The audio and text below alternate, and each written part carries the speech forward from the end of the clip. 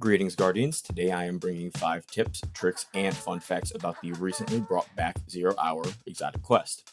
As you might have noticed in the introduction clip, one of these tips brings a really big punch that can help with a lot of the enemies. First and foremost, 0 Hour is the exotic mission for the weapon Outbreak Perfected. It also has a timer of 40 minutes on the normal difficulty and 20 minutes on legend. Because of this, it can be quite stressful the first couple of attempts, especially considering that Outbreak is one of the better pulse rifles in the game, and can output a not exactly great, but reasonable amount of damage to bosses with the catalyst. In short, it's mostly worth running, especially if you're not too afraid of exotic missions, and on the normal difficulty, it's not terribly hard as long as you have 2 other Guardians alongside you. Okay, let's get into the first tip.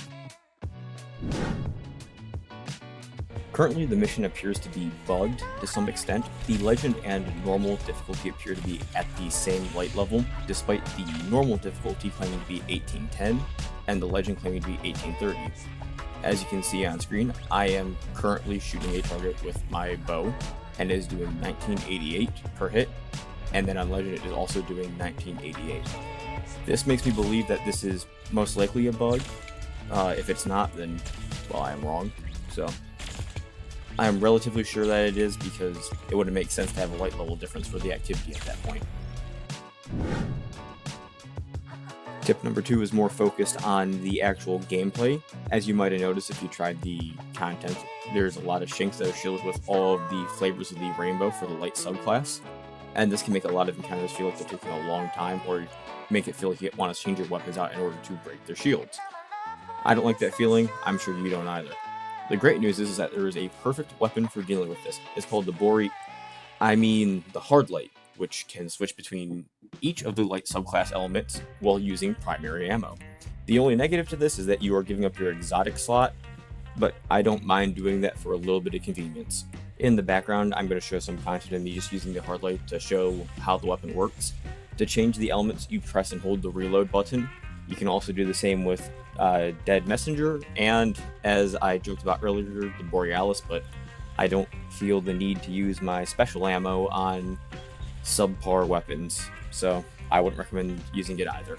As a little sidebar here, I would like to say that imagine a world where the Borealis got ammo back instead of just reloading it when you broke an elementally matched shield. It would probably be a pretty good buff, but I don't think Bungie's ever going to see this video, or that most people will, so I'm just throwing the idea out there to the aether, I guess. This tip's actually kind of a big one. Unlike exotic missions of the past, 0 Hour and Whisper do not have the multiplicity modifier, meaning that the difficulty does not go up based upon your fire team size. So if you're struggling with one person, just bring 2 other Guardians, and effectively you have now gained 3 times damage. It also means that you can carry people through that are struggling to get through generally, so long as they can make it past the jumping puzzles, which they probably won't, knowing the Destiny 2 community. This is what you saw in the introduction clip. If you use the Dragon's Breath rocket launcher on a fallen tank, it will either one-shot it or leave it a very small amount of health.